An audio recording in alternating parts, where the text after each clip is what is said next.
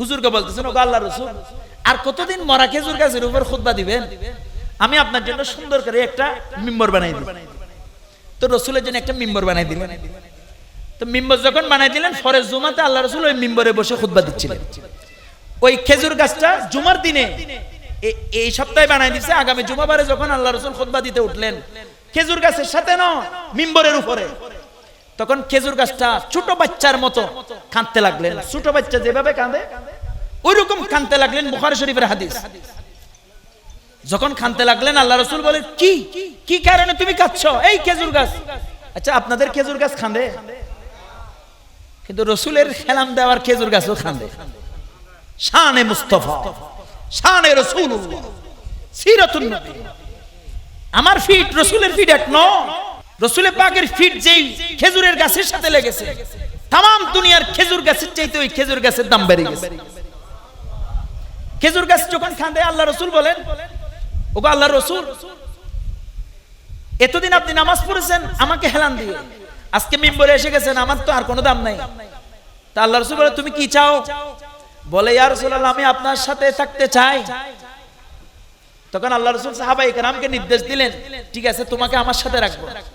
এই খেজুর গাছটাকে মানুষ যেরকম দাফন করে, ওই খেজুর গাছটাকে মাটির নিচে এইভাবে দাফন করলেন।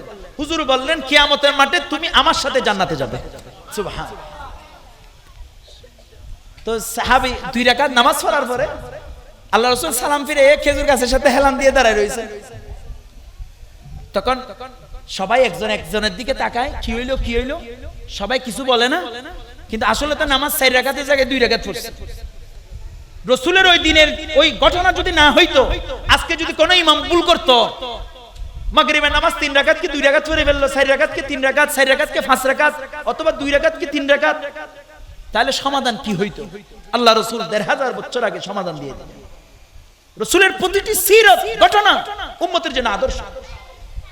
তখন কেউ কিছু বলে না, একজন একজনের দিকে তাকায়, অর্থাৎ রাসূল 2 রাকাত পড়লেন কেন, প্রত্যেকদিন 4 রাকাত? সিরাতুন নবী কি? হোয়াট ইজ ডেফিনেশন অফ সিরাতুন নবী? সিরাতুন নবীর ব্যাখ্যা কি?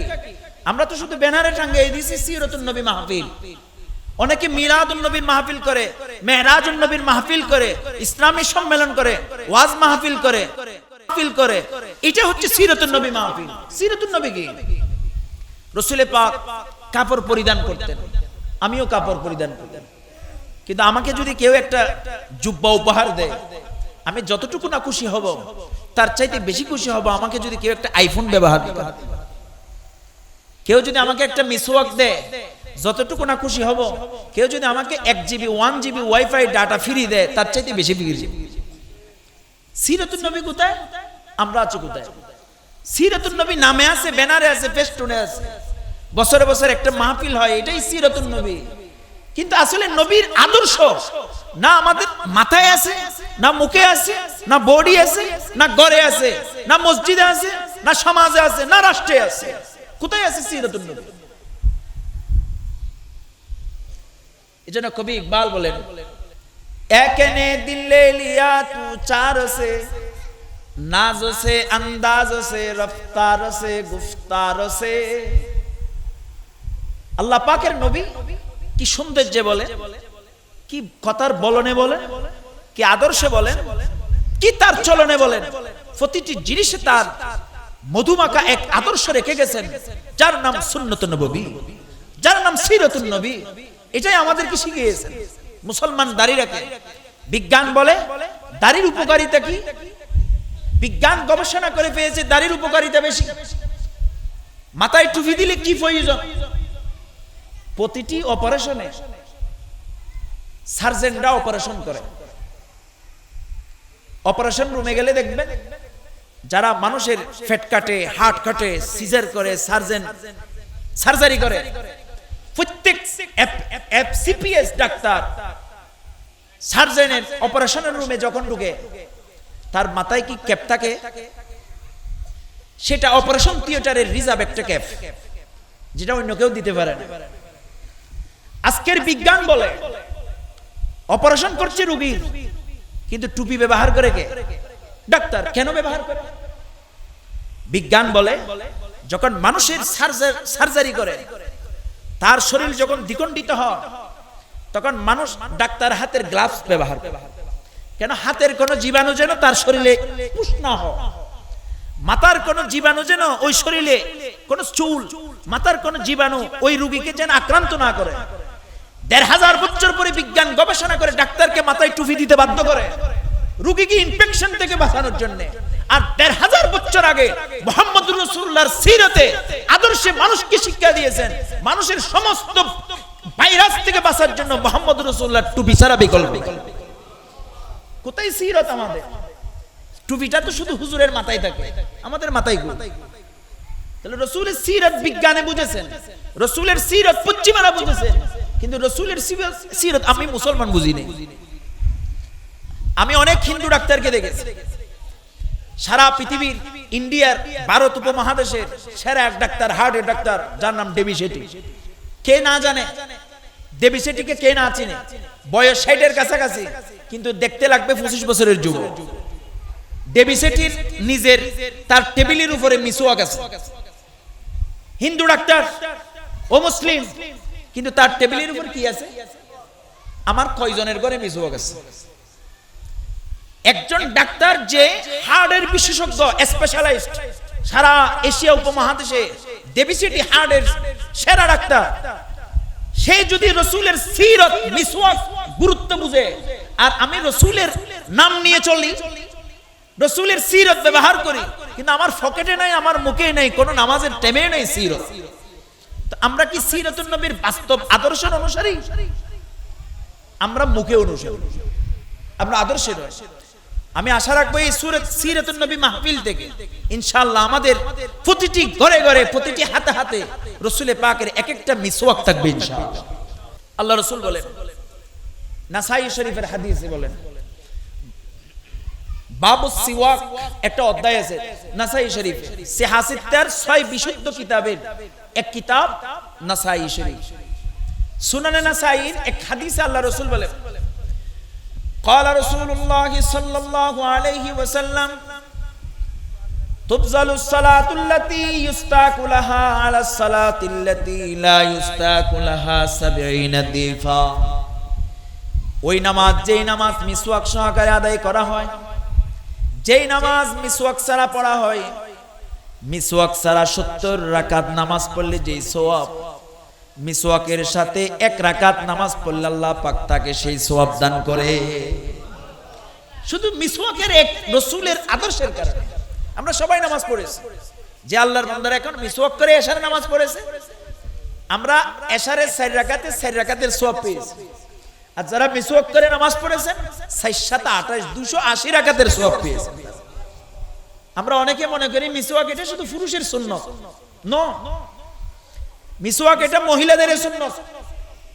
সিরাত আদর্শ এটা শুধু পুরুষের জন্য নয়, আল্লাহ রাসূলের আদর্শ এটা মহিলাদের জন্য। অনেক জিনিস পুরুষ মহিলার ভেদাভেদ আছে, কিন্তু অনেক সুন্নতের ক্ষেত্রে পুরুষ মহিলার ব্যবধান নেই। ফজরের নামাজের 2 রাকাত সুন্নাত আছে, রাসূল পড়তেন না, আমরাও পড়ি, তো মেয়েরা পড়বে না? তাহলে বুঝা যায় পুরুষ মহিলা দুজনেরই আছে। জোহরের আগে 4 রাকাত সুন্নাত মুআক্কাদা আছে, ফরজ 2 রাকাত আছে, পুরুষরা পড়ে না মহিলারাও আছে। আচ্ছা, দাড়ি শুধু কে রাখে? এটা পুরুষের সুন্নাত।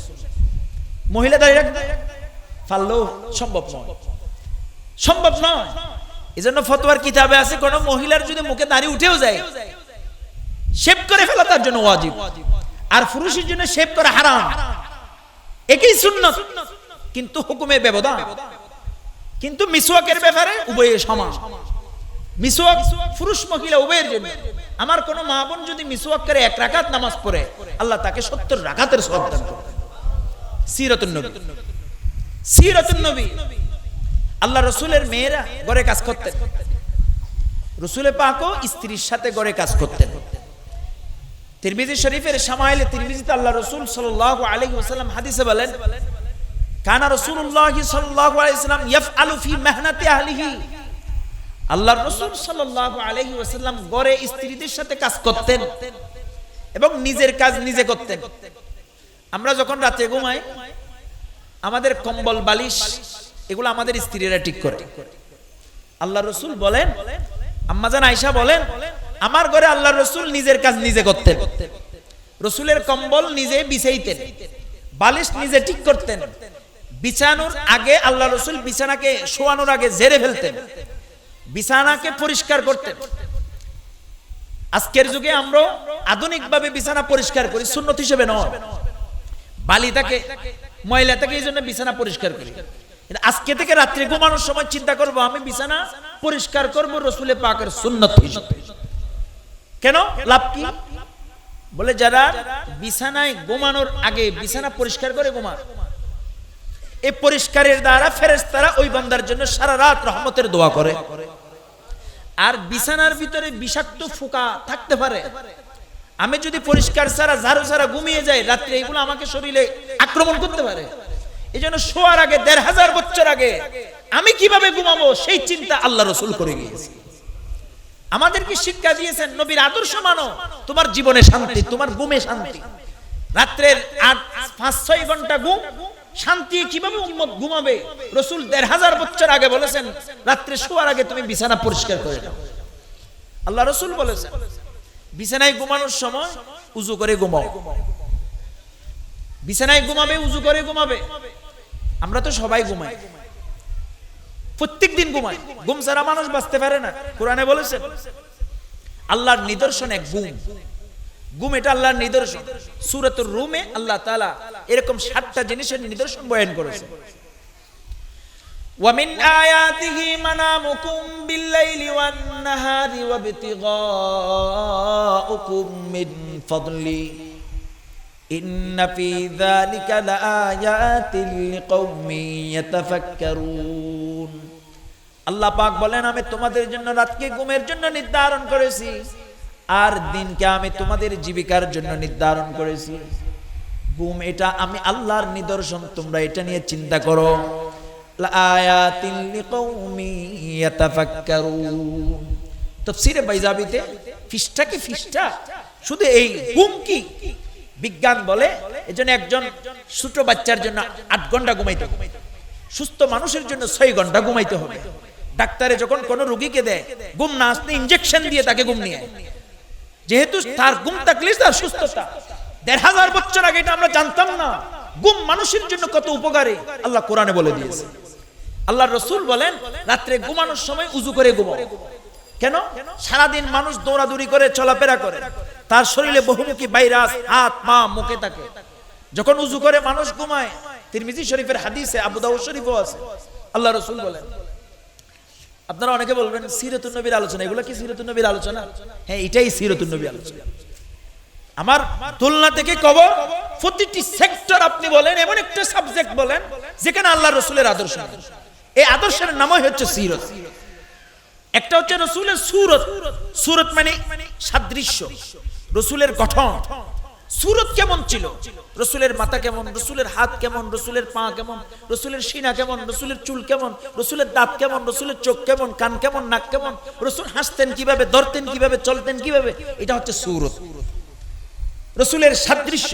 আল্লাহ রসুলের হাতের আঙ্গুলগুলা কেমন ছিল, আল্লাহ রসুলের মাথার চুলগুলা কেমন ছিল, আমাদের মতো রাখতেন নাকি রসুল কেমন করে রাখতেন? রসুলের কানের লতিগুলো কেমন ছিল, খাত কেমন ছিল, স্কন্ধ কেমন ছিল, বাহুর মাসল কেমন ছিল, রসুলের এই হাতের গোশত থলিটা কেমন ছিল, পায়ের গোশতগুলো কেমন ছিল, টাকনু কেমন ছিল, রসুলের পাকের পিঠ কেমন ছিল, সিনা কেমন ছিল, পেট কেমন ছিল, এটাই হচ্ছে সুরত। কেউ চাইলে ওই সুরত গ্রহণ করতে পারবে না, যেহেতু রসুলের চোখ আল্লাহ দ্বিতীয়ত আরেকটা বানাই দেয়। রসুলের চুলের মতো চুল আর একটা, কেউ চাইলে রসুলের সুরত গ্রহণ করতে পারবে, হ্যাঁ সিরত গ্রহণ করতে পারবে। এই জন্য সিরাতুন নবী এটা আদর্শের জিনিস, সুরত আলোচনীয় বিষয়। রসুলের চোখ কেমন ছিল, মুক্তার দানার মতো। রসুলের দাঁত মোবারক কেমন ছিল, বলে আল্লাহ রসুল যখন হাসতেন যেমন মনে হইতো হীরার টুকরা দেখা যায়, এক একটা দাঁত হীরার টুকরার মতো দেখা যায়। আল্লাহ রসুল যখন হাসতেন, রসুলের পাকের কোন সময় ফুরা দাঁতগুলো দেখা যাইতো, সামনের 2-4টা দাঁত দেখা যাইত। তো আমরা যদি কেউ হাসতে চেষ্টা করি কেমন ভাবে হাসবো, বলে রসুল যেভাবে হাসে সেমন ভাবে হাসো, তাহলে রসুলের হাসার সাথে মিলে গেলেই এটা হচ্ছে সিরত। কিন্তু রসুলের দাঁতের মতো দাঁত হবে না, হ্যাঁ রসুলের হাসার মতো হাসতে হবে। হাসি 3 প্রকার। একটা হাসি তাবাসসুম, নাম্বার 2 যাহক, নাম্বার 3 কাহকা। তাবাসসুম সুন্নাত। আল্লাহ রাসূল সাল্লাল্লাহু আলাইহি ওয়াসাল্লাম কেমন ভাবে হাসতেন? আমরা তো প্রত্যেকদিন হাসি, সব সময় হাসি, বন্ধুর সাথে হাসি, যে কারোর সাথে হাসি, কিন্তু আল্লাহর রাসূলের হাসির সাথে যদি আমার হাসি হয়ে যায়, ওই হাসাটাও ইবাদত হয়ে যায়। হাসাটাও সুন্নাত, সুন্নাত হয়ে গেলে ইবাদত। আর ইবাদতে আছে নেকি, আমার হাসাটা নেকি। এজন্য মুমিনের প্রত্যেকটা কাজ ইবাদত। কে যদি বাথরুমে যায়, গরু ছাগলও বাথরুম করে, কিন্তু আমার বাথরুম গরু ছাগলের মতো না। আমি বাম পা দিয়ে ঢুকলাম, বাথরুম সেরে দোয়া পরে বাহির থেকে বাম পা দিয়ে প্রবেশ করে ডিলা ব্যবহার করলাম, পানি ব্যবহার করলাম, শৌচকার্য শেষ করে ডান পা দিয়ে বের হলাম, গুফরানাকা আলহামদুলিল্লাহিল্লাযী আযহাবা আন্নিল আযা ওয়া আফানি, দোয়া পরে এবার বের হয়ে গেলাম। এই তরিকায় ঢুকলো, এই তরিকায় বের হইলো। এই তরিকা বলেন কোন পশ্চিমা ভারতীয় তরিকা না রাসূলের তরিকা? এই রাসূলের তরিকা সিরাতুন নবী। ওই সিরাতুন নবীর তরিকায় কেউ যদি ওয়াশরুমে যায়, ওই 10 মিনিট 15 মিনিট আল্লাহ এটা তার আমলনামায় ইবাদত লিখে দিবে। কার কারণে? রাসূলের সাথে মিলার কারণে। যার সাথে রাসূলের মিল, যার মতে রাসূলের মত, তার নাম উম্মত। আমাদের নাম হচ্ছে উম্মত। তো কার মতে মিল? আইনস্টাইন, কার্ল মার্কস, কার মতে মিলবেন? এখন তো আমি সুল রোনালদোর মতো, মেসির মতো। আমার আদর্শ মেসি আর রোনালদো, নাকি আমার আদর্শ সিরাতুন নবী সাল্লাল্লাহু আলাইহি ওয়াসাল্লাম? কি সিরাতুন নবী কি? এটাই হচ্ছে সিরাতুন নবী। আল্লাহ রাসূল হাসতেন, আমরাও হাসি। আমাদের হাসিটা হবে হালকা সামনে, উপরের নিচে 4-5টা দাঁত দেখা গেলে হয়। এই হাসির ভিতরে চেহারা আলোকিত হয়, আওয়াজ নাই, কোন উচ্চস্বরে বিকট আওয়াজ হবে না। একটু করে হাসি দিলাম, অল্প কয়েকটা দাঁত দেখা গেল, জিহ্বাও দেখা হবে না, মুখও খোলা হবে না। এই হাসিটার নাম তাবাসসুম। এই মুস্কি হাসি বাংলাতে বলে। এই মুস্কি হাসি সুন্নাত, ইবাদত। কেউ যদি রাসূলের সুন্নাত মনে করে এই মুস্কি হাসি দেয়, আল্লাহ তার আমলনামায় সুন্নতের সওয়াব দান করবেন।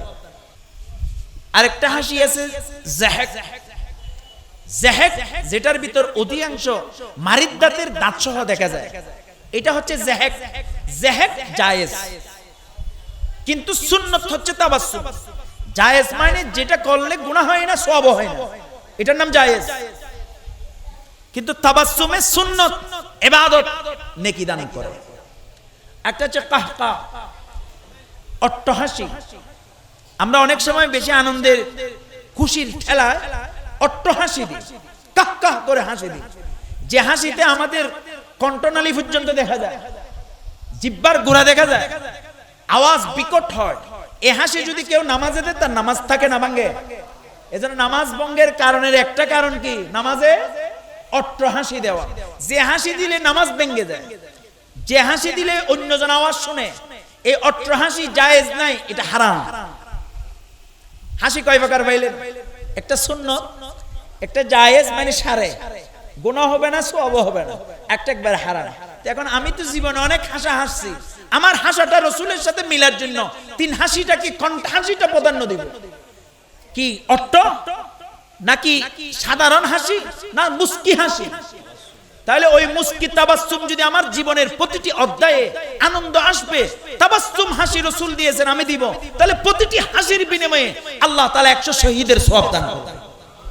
তাহলে সিরাতুন নবী এটাই। সিরাতুন নবী আপনাকে বলবেন আপনি হাসবেন না, এটা বলে নাই। হাসবেন, হ্যাঁ, হাসাটা রাসূলের মতো হাসবেন। কার মতো হাসবেন? চেজুই চেজুই মিসালে মুহাম্মদ, নয়াবি নয়াবি মিসালে মুহাম্মদ সাল্লাল্লাহু আলাইহি ওয়াসাল্লাম। এমন একজন মহামানব আল্লাহ আমাদের জন্য দিয়েছেন, যে রাসূলের হাসাটা নিয়েও আলোচনা করলে ঘন্টাকে ঘন্টা চলে যাচ্ছে। শুধু রাসূলের হাসি কেমন? আল্লাহ রাসূল সাল্লাল্লাহু আলাইহি ওয়াসাল্লাম যখন রাগ হইতেন, হাদিসের কিতাবে আছে, বিবর্ণ হতেন আল্লাহ রাসূল। রাসূলের চেহারায় হাত্তা উরিকা আলা ওয়াজহিহি হাব্বুর রুম্মান, হাদিসে আছে, এমন মনে হইতো যেন আঙ্গুরের দানাগুলো, আনারের দানা নিংড়িয়ে চিবিয়ে লাল লাল রসগুলা যেন রাসূলের চেহারার উপরে ঢেলে দেওয়া হয়েছে, এরকম মনে হইতো। রাগে গুসায় আল্লাহ রসুল লাল লালাট হয়ে যাইতেন। রসুলের রাগ যখন আসতো অনেক সময় টেক দিয়ে বসতেন, কথা বলতেন, রাগ আসলে এরকম সোজা হয়ে বসে যাইতেন আল্লাহ রসুল। ওয়াইলুল লিল আরব, এরকম একদিন আল্লাহ রসুল ঘুমাচ্ছেন, স্ত্রীরা বসা, সিরাতুন নবী। রসুল রাগ আসলে কেমন করতেন? আমরা রাগ আসলে পাগল হয়ে যাই, খারে মারি খারে ধরি কি বলি নিজেও জানি। আল্লাহ রসুলেরও রাগ আসতেন, রসুলে অনেক সময় রাগান্বিত হতেন। কোন সাহাবীর উপর রাগ আসতো, আল্লাহ রসুলের চাচা হযরত হামজা রাদিয়াল্লাহু তাআলা আনহু, সাইয়্যিদুশ শুহাদা, দুনিয়াতে যত শহীদ বদর থেকে শুরু করে সেই গাজওয়ায়ে তাবুক, ইয়ারমুক, মুতা, খাইবার, খান্দক, হুনাইন, যত যুদ্ধে 27টা যুদ্ধে আল্লাহ রাসূল নিজে শরীক ছিলেন। যত যুদ্ধে সাহাবায়ে কেরাম শাহাদাত বরণ করেছেন।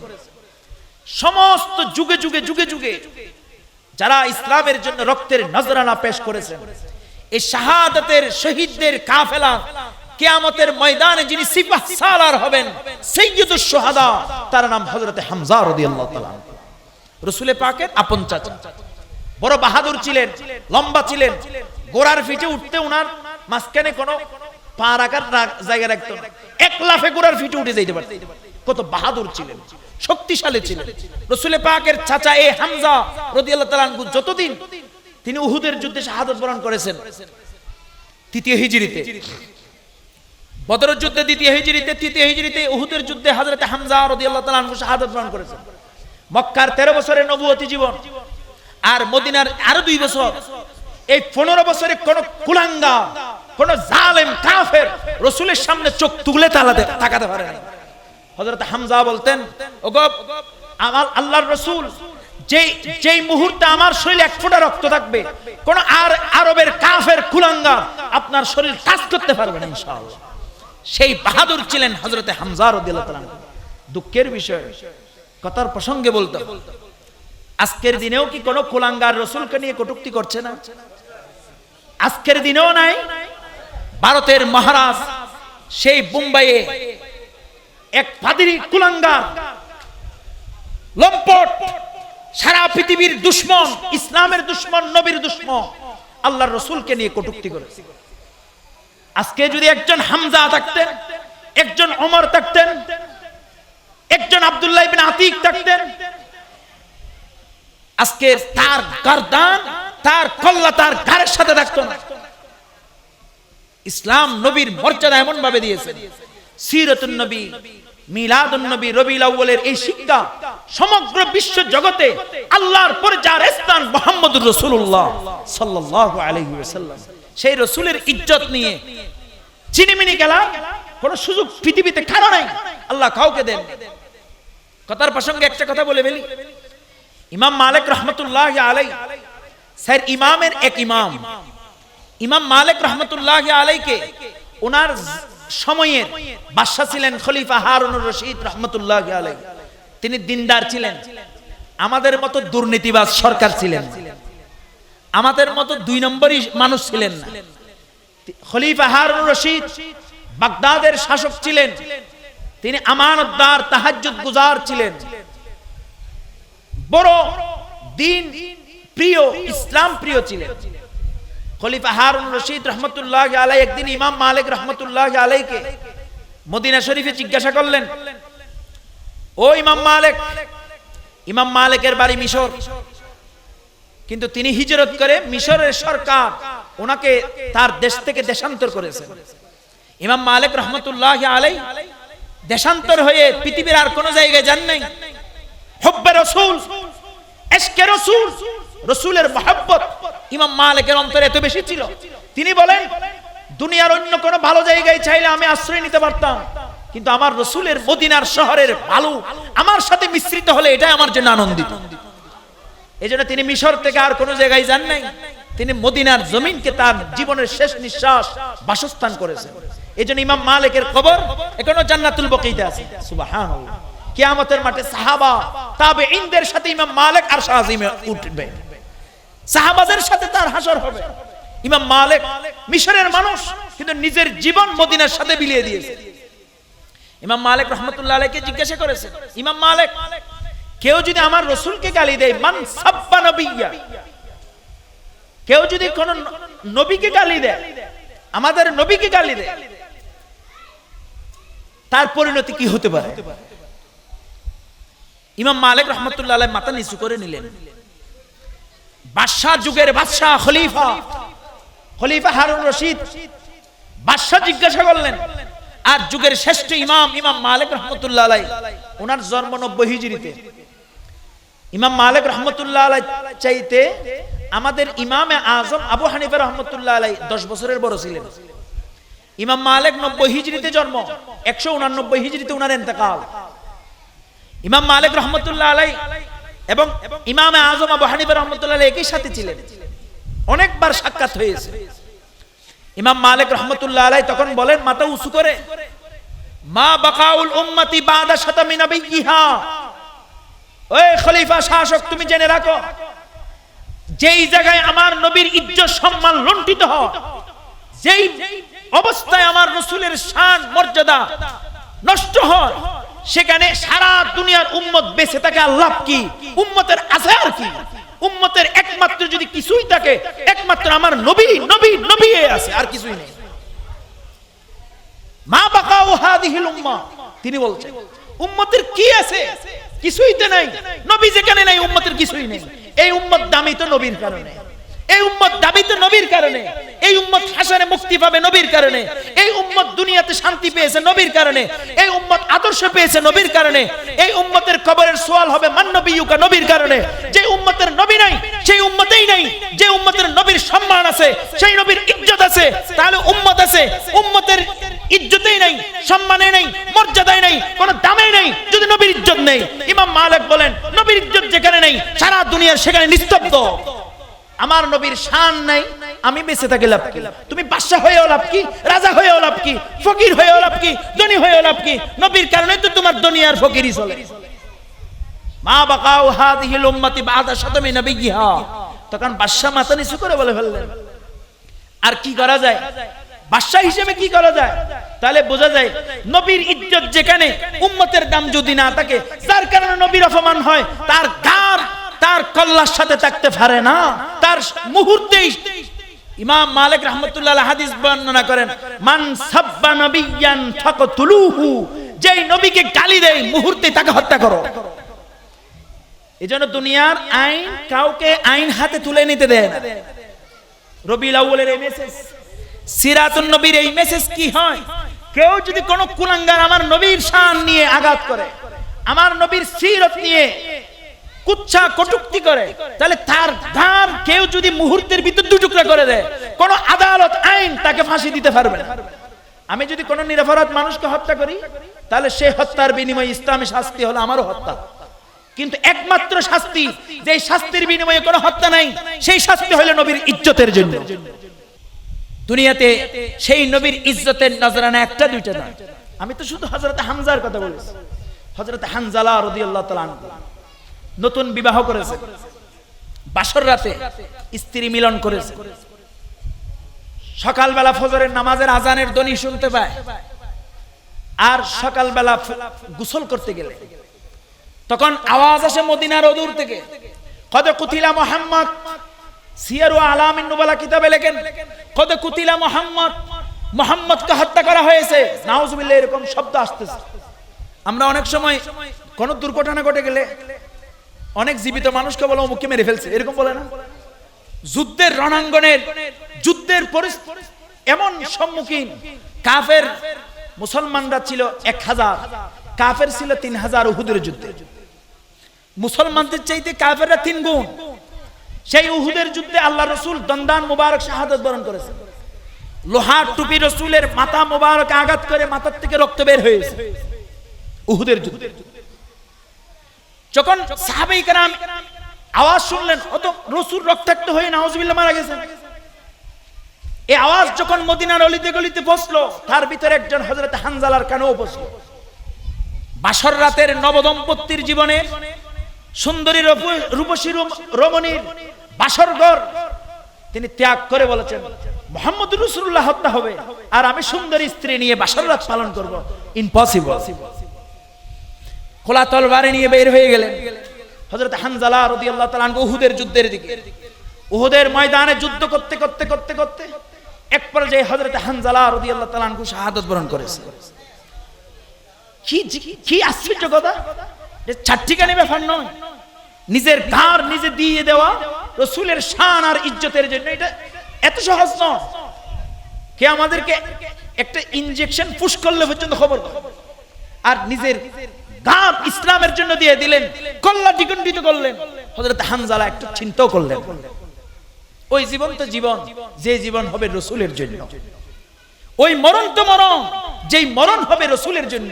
এইজন্য কোরআন অসংখ্যবার বলেছেন, ওয়ালা তাকুলু লিমান ইউকতালু ফি সাবিলিল্লাহি আমওয়াত বাল আহইয়াউন ইনদা রাব্বিহিম ইউরযাকুন। যারা আল্লাহর দ্বীনের জন্য নিজের তাজা রক্ত ব্যয় করে, নিজের ঘাড় থেকে কল্লাকে দ্বিখণ্ডিত করে, তোমরা তাদেরকে মৃত বলিও না। কোটি কোটি মানুষ দুনিয়ার জীবন ব্যয় করে, তাদেরকে আমরা মৃত্যুবরণ করে বলি। কিন্তু যারা রাসূল আর দ্বীনের জন্য, ইসলামের জন্য মৃত্যুবরণ করে, আল্লাহ নিষেধ করেছেন তাদেরকে তোমরা মৃত বলিও না, বাল আহইয়াউন, তারা মরে নাই, মরেও তারা অমর, তারা জীবিত। কেমন জীবন, কেমন মরণ! এই জন্য এই মরণটা মরণ নয়, কোরআনে বলে এটা মরণ নয়। উহুদের মরণ মরণ নয়, বদরের মরণ মরণ নয়, খাইবার, খান্দক, হুনাইন, ইয়ারমুক, তাবুক, মৌতা, এগুলো মরণ নয়। সাহাবায়ে কেরাম মরেও অমর। হযরত হানজালা রাদিয়াল্লাহু তাআলা আনহু জিহাদের ময়দানে নিজের যুদ্ধের রণাঙ্গনে যুদ্ধ করতে করতে এক পর্যায়ে শাহাদাত বরণ করলেন। যুদ্ধ সমাপ্তি, মুসলমানরা প্রথমে পরাস্ত হয়েছিল। জবলে উহুদের ময়দানের একটা পাহাড় আছে, জবলে রুম্মা একটা পাহাড় আছে। ওই পাহাড়ের পিছন থেকে কাফেররা, ইসলামের দুশমনেরা মুসলমানদের উপর দ্বিতীয়বার আক্রমণ করেছিল। ইতিহাস জানতে হবে, ইতিহাস বুঝতে হবে। রবিউল আউয়াল আমরা সিরাতুন নবীর জীবনী পড়ি, আমরা কত মানুষের, লেখকের উপন্যাস জীবনী পড়ি, আমরা কত নাটক দেখে, সিনেমা দেখে সময় ব্যয় করি। কিন্তু আমাদের যুবকরা যারা, এই আকবর শিকদার পাড়া এলাকাবাসীর যুবকরা, আমার ভাই বন্ধুরা যারা আছেন স্কুল, কলেজ, ইউনিভার্সিটি, আমরা নিজেই নিজে প্রতিজ্ঞা গ্রহণ করি, আমি এই রাসূলে পাকের সিরাতুন নবী থেকে আমি রাসূলের সিরত জানার জন্য একটা সিরতের কিতাব আমি অধ্যয়ন করব। এই বছর একটা কিতাব শেষ করব, আগামী বছর একটা করব, আগামী বছর একটা। হাজার দার্শনিক, লেখক, কলামিস্টের জীবনী পড়েছি, কিন্তু রাসূলের জীবনী আমি না জানি, তা আমি কি শিক্ষিত হলাম? না জানলে আপনি চলবেন কিভাবে? আপনি রাষ্ট্র পরিচালনা করবেন, আপনি চেয়ারম্যান, মেম্বার, সমাজের মান্যগণ্য সদস্য হবেন, আপনি মসজিদের মুতাওয়াল্লি হবেন, মসজিদের ইমাম হবেন, খতিব হবেন, সমাজের নেতৃত্ব দিবেন। আল্লাহ রাসূল কিভাবে নেতৃত্ব দিয়েছেন আপনি জানতে হবে। রাসূল কিভাবে সমাজ পরিচালনা করেছেন জানতে হবে। আপনি অর্থনীতি জানতে হবে। আপনি স্ত্রীকে কি সম্মান দেওয়া দরকার, স্ত্রীর সাথে পারিবারিক জীবন কিভাবে ব্যয় করবেন জানতে হবে। আল্লাহ রাসূল 11 জন স্ত্রীর সাথে কিভাবে পরিবার জীবন মেইনটেইন করেছেন, আপনি একজন স্ত্রীর সাথে মেইনটেইন করতে পারেন না, প্রত্যেকদিন স্ত্রীর সাথে ঝগড়া হয়। রাসূল 11 স্ত্রীর সাথে কিভাবে জীবন যাপন করেছেন আপনি জানতে হবে। আম্মা জান আয়েশা বলেন, শামাইলে তিরমিজির হাদিসে আছে, قال رسول الله صلى الله عليه وسلم ما ضرب رسول الله صلى الله عليه وسلم خادما ولا امرأة قط إلا أن يجاهد في سبيل الله। আল্লাহ পাকের নবী বলেন, আম্মা জান আয়েশা রাসূল পাকের সবচেয়ে আদরের স্ত্রী, তিনি বলেন আল্লাহ পাকের নবীর 23 বছরের নবুয়তি জীবনে যত স্ত্রীরা রাসূল পাকের আগতে ছিলেন, আল্লাহ রাসূলকে আমরা কখনো দেখি নাই কোন স্ত্রীকে, কোন খাদেমাকে, সেবক সেবিকাকে আল্লাহ রাসূল কোন সময় হাত দিয়ে কখনো প্রহার করেন নাই, মারেন নাই, দমক দেন নাই। ইল্লা আইয়ুজাহিদা ফি সাবিলিল্লাহ, শুধু একমাত্র জিহাদে, ইসলামের জন্য কাফিরদের বিরুদ্ধে আল্লাহ রাসূল সাল্লাল্লাহু আলাইহি ওয়াসাল্লাম জিহাদ করেছেন। এই ছাড়া, জিহাদের ময়দান ছাড়া, তাও তো কাফিরের বিরুদ্ধে, এটা তো স্বঘোষিতভাবে কাফিরের বিরুদ্ধে যুদ্ধ। এই যুদ্ধ ছাড়া আল্লাহ রাসূল জীবনে কাউকে হাত দিয়ে প্রহার করে নাই। আমি বলতে পারবো এই হাত দিয়ে আমি কাউকে মারি নাই, আমার এই মুখ দ্বারা কেউ আঘাত পাই না, আমি বলতে পারবো। আবার সবাই বলতে পারলেও তো হুজুর বলতে পারবেন, হুজুর বলতে পারবেন, আপনি বলতে পারবেন, যেহেতু আমার সাথে আপনার সাথে দেখা নেই। কিন্তু আমার স্ত্রী কি বলবে যে আমার স্বামী আমাকে মারে নাই? আমার ছেলে মেয়ে কি বলবে আমার স্বামী আমাকে, আমার বাবা আমাকে মারে নাই? বলতে পারবে? এটা কি এমন সহজ দুনিয়ার কোন শিক্ষক বলতে পারবে আমার স্টুডেন্টকে আমি মারি নাই, অহেতুক অনর্থক বা সীমা লঙ্ঘন করি নাই, একটা বেশ কম হয় নাই, বলতে পারবো? দুনিয়ার কোন মালিক তার চাকরকে, তার সেবককে বলতে পারবে যে আমি আমার চাকরকে কোনোদিন ধমক দিই নাই, তাকে মারি নাই? কিন্তু রাসূল পাকের স্ত্রীরা বলেন আমাদের নবী তো এমন নবী, তিনি আমাদের স্বামী তো এমন স্বামী, যে স্বামী জীবনে আমাদেরকে কখনো হাত দ্বারা মারেন না। সুবহানাল্লাহ, সুবহানাল্লাহ। চিন্তা করা যায় রাসূলের সিরাত। তো আমরা স্ত্রীর সাথে কি রূপ আচরণ করব, এটা আমরা তো জানি না। এজন্য আমাদের সাথে প্রত্যেকদিন মোবাইলও দ্বন্দ্ব হয়, ঘরে আসলেও দ্বন্দ্ব হয়, স্ত্রীর সাথে পারিবারিক জীবন ভালো হয় না। কেন? আমরা জানি না। সিরাতুন নবীর এই মাহফিল থেকে সবাইকে আমি মেসেজ দিব, আপনারা সিরাতুন নবীর, নবী জীবনী পড়েন। রাসূলের শিশুকাল কেমন ছিল? ছোট বাচ্চারা দুষ্টামি করে, আমরা বলি শয়তানি করে, শয়তানি বলবেন না, দুষ্টামি করে। এদের কি শয়তান? এ তো সওয়াবও নেই, গুনাহও নেই। শয়তান ধরলে আমাকে ধরবে, আপনাকে ধরবে, যেহেতু আমার শয়তানের পথে চললে গুনাহ, শয়তানের পথ অতিক্রম করে রাসূলের পথে চললে সওয়াব। এজন্য শয়তানে আমাকে ধরবে। ছোট বাচ্চাকে কি শয়তানে ধরবে? শয়তানে ধরে না, দুষ্টামি করে, দুষ্টামি করে। শব্দটা এরকম বললে পরিভাষা চেঞ্জ হয়ে যায়। এখন আমি বলি আস্তে শয়তান, তো শয়তান বললে শয়তান তো খুশি হয়ে যায়, তার সৈন্য বাড়ি গেছে। আপনার ছেলে শয়তান হইলে মানে আপনার শয়তানের সৈন্য বাড়াই দিচ্ছেন না? তো আমার ছেলেরা দুষ্টামি করে। আচ্ছা, রাসূল পাকের সন্তানেরা রাসূল পাকের নাতি ছিলেন না? আমরা তো দুইজন নাতির জানি, হযরত হাসান, হযরত হুসাইন রাদিয়াল্লাহু তাআলা। এখানে দাদা নাই, নানা নাই, বাবা নাই, মা এরকম কেউ আছে? সবাই তো দাদা নানা বলে, আমি দাদাও নাই নানাও নাই, কিন্তু আমি তো মামা তো হয়েছে। বাগিনারা আসে দুষ্টামি করেন, আপনি তো চাচা তো হয়েছেন, বাতিজা বাতিজিরা আসেন। রাসূল পাকের কাছেও আসতেন। এমনকি আমাদের কোলে যদি কোনো বাচ্চা নেই, দেখেন আমি এগুলো সিরত আলোচনা করছি, রাসূলের আদর্শ আলোচনা করছি। কোন বাচ্চা যদি বলে হুজুর আপনি নেন, তো বাচ্চাটা আমার কোলে নেওয়ার পরে যদি প্রস্রাব করে দেয় কেমন লাগবে বলেন তো? আমার কোলে যদি এখন আমাকে যদি কোন কারো বাচ্চা আমাকে দেয় হুজুর নেন, তো আমি নিলাম। আচ্ছা, বাচ্চাটা আমার গায়ে প্রস্রাব করে দিল, এখন কি হইল? আল্লাহ পাকের নবীর কোলেও ৬০ জন ছেলে প্রস্রাব করেছেন। সুবহানাল্লাহ। মহামানব রাহমাতুল লিল আলামিন, বিশ্ব জগতের সম্রাট রাসূলুল্লাহ সাল্লাল্লাহু আলাইহি ওয়াসাল্লামের কোলেও বাচ্চা নিতেন।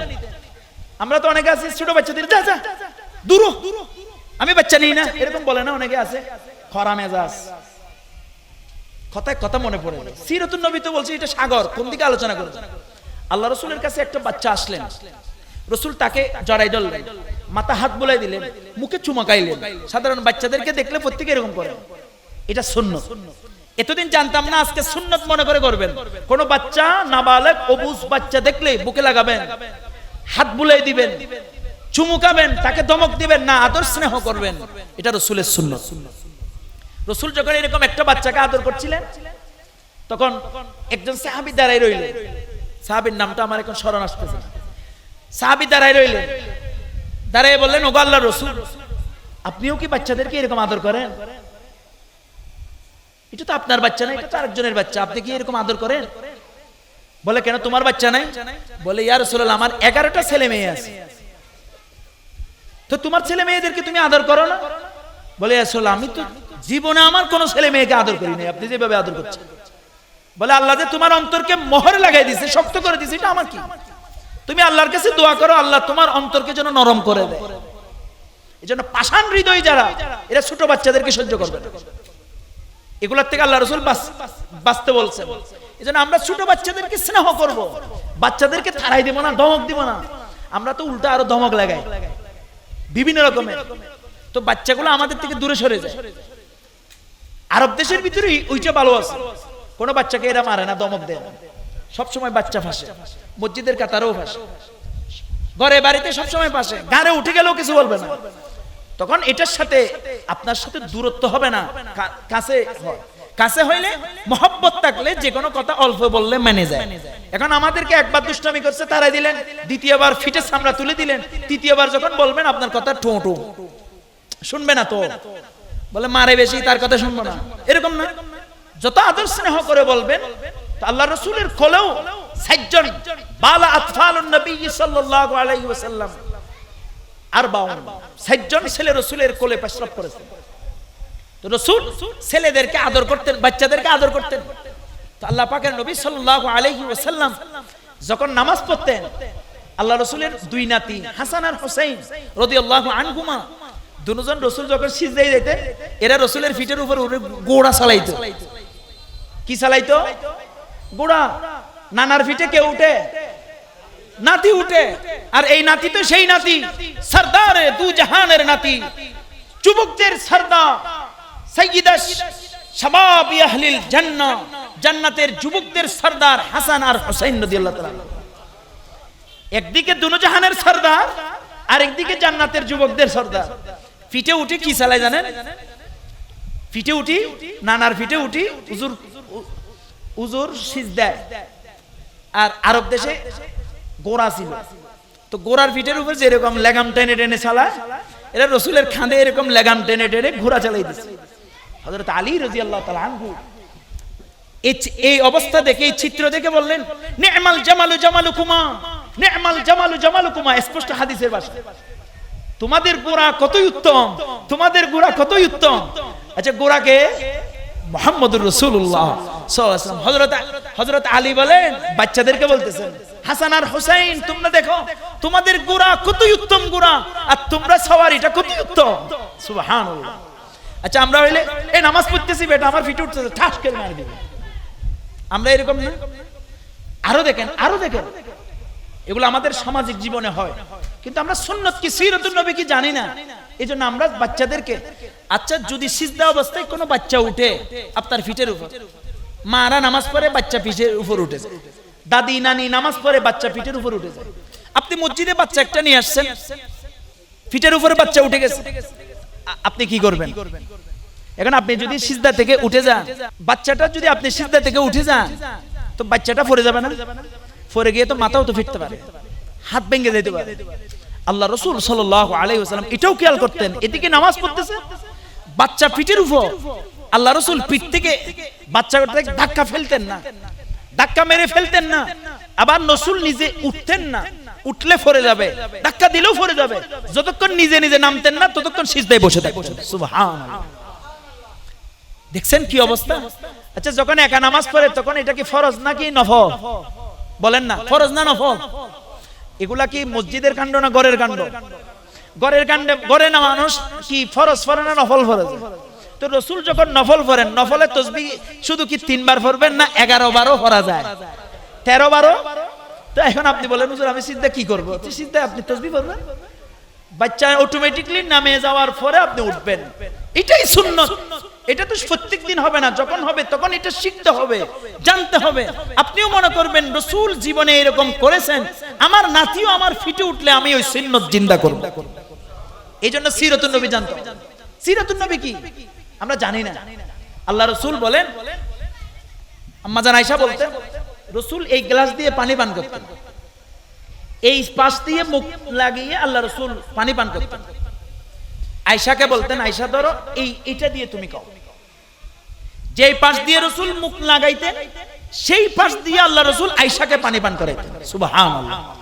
আচ্ছা, আমরা কি করব? আমাদের স্ত্রী যেই কাছে মুখ লাগাইছে আমরা সেভাবে দিব, বা আমার যে পাশ আসে ওই পাশ আমার স্ত্রীকে দিব? আল্লাহ রাসূল বলেন, এটা করার দ্বারা স্বামী স্ত্রীর মহব্বত বাড়ে।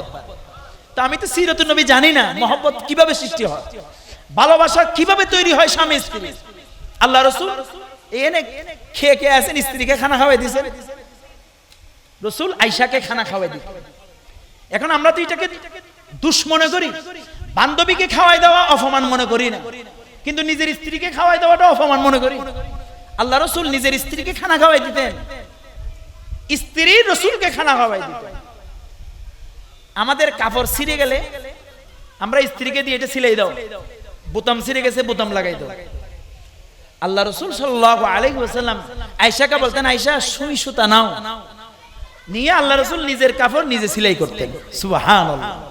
আমরা কত বড় জমিদার, আমরা নিজেরা কোনোদিন হাত দিয়ে নিজের কাপড় সিলাই করব? আচ্ছা, রাসূলুল্লাহ থেকে বড় জমিদার কে আছেন? রাসূলুল্লাহ চাইতে বড় কে আছেন? সিরাতুন নবী আদর্শ শিক্ষা দিয়েছেন, স্ত্রী নয় নিজের কাপড় নিজে সিলাই। আচ্ছা, স্যান্ডেল ছিঁড়ে যায় না? তিরমিজি শরীফের হাদিসে আছে আল্লাহ রাসূল নিজের স্যান্ডেল নিজে সেলাই করতেন। রাসূল যদি নিজের স্যান্ডেল নিজে সেলাই করেন, বাংলাদেশের প্রধানমন্ত্রীকে বলেন তো নিজের স্যান্ডেল নিজে সেলাই করতে। আদর্শ কোথায়? কোথায় আদর্শ? সিরাতুন নবী। আর কোথায় আমরা? আমরা তো সবাইকে চাকর বানাইছি। স্ত্রীও চাকর, ছেলেও চাকর, মেয়ে চাকর, বাপও চাকর, সব আমাদের জন্য চাকর। আমরা ব্যবহার করি চাকরের মতো, আমাদের ভিতর মহব্বত নাই। আল্লাহর রাসূল স্ত্রীদেরকে স্ত্রীর মর্যাদা, স্বামীদেরকে স্বামীর মর্যাদা, ছেলেদেরকে ছেলের মর্যাদা, বাবাদেরকে বাবার মর্যাদা। আল্লাহ রাসূল বসে আছেন, সাহাবায়ে কেরাম কথা বলতেছেন, হুজুর বয়ান করতেছেন। এক পর্যায়ে দেখলেন দূর থেকে একটা মহিলা আসছে। মহিলা রাসূলের পাকের ওই বৈঠকে আসতেছিল। আল্লাহ রাসূল নিজে দাঁড়িয়ে গেলেন, দাঁড়িয়ে নিজের চাদরটা বিছিয়ে দিলেন। সাহাবায়ে কেরাম, এখন যদি আপনারা সবাই বসে আছেন, কোন একজন মানুষ আছে, আমি উঠে গিয়ে আমার চেয়ারে তাকে বসাইতে দিলাম, আমার রুমালটা তাকে জন্য বিছিয়ে দিলাম, আপনারা চিন্তা করবেন এটা কে? সাহাবায়ে কেরাম বললেন, ও আল্লাহর রাসূল, এইটা কি অবস্থা? আল্লাহর পরে সৃষ্টি জগতে আপনার চাইতে বড় আর কে আছে? রাসূলের চাইতে বড় আর কে? ফিদাকা আবি ইয়া রাসূলুল্লাহ, ফিদাকা আবি ওয়া উম্মি ইয়া রাসূলুল্লাহ। আল্লাহর রাসূল দুরজাহানের সরদার হওয়া সত্ত্বেও তিনি আমাদেরকে কেমন আদর্শ শিক্ষা দিয়েছেন। রাসূল নিজে উঠে গেলেন, নিজের স্থান ছেড়ে দিলেন, আর চাদর বিছিয়ে ওই মহিলাকে বসতে দিলেন। তিনি আরো মহিলা, ওনার জন্য ভালোভাবে আপ্যায়ন করলেন। খেজুর, হালুয়া, রুটি খাওয়ানোর পরে আল্লাহ রাসূল আরো কিছু হাদিয়া দিলেন। হাদিয়া দিয়ে অর্ধেক জায়গা বৈঠক শেষ পর্যন্ত ওনাকে আগে বাড়াই দিলেন। বাড়াই দেওয়ার পরে ওনাকে বিদায় দিয়ে আল্লাহ রাসূল আসলেন। এতক্ষণ পর্যন্ত পুরা মজলিসের সবাই স্টপ, বন্ধ, শুধু রাসূলের অবস্থা দেখছে। এবার একজন আব্দুল্লাহ যুল ইয়াদাইন রাদিয়াল্লাহু তাআলা আনহু, উনি কথায় কথায় বেশি কথা বলতেন। অনেকে আছে না মজলিসে সবাই বলে না, অনেকে কিন্তু বেশি আগে বলে ফেলে। আব্দুল্লাহ যুল ইয়াদাইন উনি সবসময় কথা একটু আগে বলে ফেলতেন। যেখানে আবু বকর, ওমর, ওসমান, আলী কিছু বলে না, ওইখানে ওই সাহাবী বলে ফেলতেন। ঘটনাক্রমে একটা কথা মনে পড়ে গেল, সিরাতুন নবী। এজন্য যেদিকে যাই সিরাতুন নবী, কথা আরেকটা মনে পড়ে গেছে। একদিন আল্লাহ রাসূল যোহরের নামাজ পড়াচ্ছিলেন। যোহরের নামাজে সাহাবায়ে কেরাম পিছনে, কিন্তু আল্লাহ রাসূল নামাজ পড়াচ্ছিলেন 2 রাকাত। যোহরের নামাজ কয় রাকাত? ফরজ কয় রাকাত? 4 রাকাত ফরজ। এখন আল্লাহ রাসূল নামাজ পড়াচ্ছিলেন, সরদারে দু জাহান, ইমামুল আম্বিয়া, রাসূল ইমাম, সাহাবায়ে কেরাম মুক্তাদি। 2 রাকাত নামাজ পড়ে সালাম ফিরে ফেললেন। বলেন নামাজ শেষ নাকি আরো বাকি আছে? কি বলেন? যোহরের নামাজ কয় রাকাত? এখন রাসূল পড়লেন কয় রাকাত? 2 রাকাত পরে আল্লাহ রাসূল সামনে একটা মসজিদে নববীর খেজুর গাছ ছিল, যেটার টেক লাগিয়ে আল্লাহ রাসূল খুতবা দিতেন। ইসলামের প্রথমের যুগে, এখন যারা মদিনা শরীফ যান, এখানে এখন তো মিম্বর আছে। মিম্বর যখন ছিল না, তখন একটা খেজুর গাছ ছিল। উস্তুনে হান নানা আজ হিজরে রাসূল, নালামিজাদ হামচুয়ার বাবে ওকু। উস্তুনে হান্নানা এখনো আছে রিয়াজুল জান্নাতে, একটা ফিলার আছে মিম্বরের পাশে, ওইখানে সবুজ লেখা আছে উস্তুনে হান্নানা। এটা এমনি এখন ফিলার দেখবেন, কিন্তু ফিলারটা আসলে কি এটা কেউ জানে না। ফিলারটা 1000 বছর আগে যেই ফিলারের জায়গায় একটা খেজুর, মরা খেজুর গাছ ছিল, এরকম কুঠির মতো। ওই কুঠির সাথে হেলান দিয়ে আল্লাহ রাসূল জুমার খুতবা দিতেন, ঈদের খুতবা দিতেন। ওই খেজুর গাছ, আল্লাহ রাসূলের একজন সাহাবী ছিল কাঠ মিস্ত্রি, হুজুরকে বলতেছেন, ওগো আল্লাহ রাসূল, আর কতদিন মরা খেজুর গাছের উপর খুতবা দিবেন? আমি আপনার জন্য সুন্দর করে একটা মিম্বর বানাই দিই। তো রাসূলের জন্য একটা মিম্বর বানাই দিলেন। তো মিম্বর যখন বানাই দিলেন, পরের জুমাতে আল্লাহ রাসূল ওই মিম্বরে বসে খুতবা দিচ্ছিলেন। ওই খেজুর গাছটা জুমার দিনে, এই সপ্তাহে বানাই দিচ্ছে, আগামী জুমাবারে যখন আল্লাহ রাসূল খুতবা দিতে উঠলেন, খেজুর গাছের সাথে না মিম্বরের উপরে, তখন খেজুর গাছটা ছোট বাচ্চার মতো কাঁদতে লাগলেন। ছোট বাচ্চা যেভাবে কাঁদে ওইরকম কাঁদতে লাগলেন। বুখারী শরীফের হাদিস।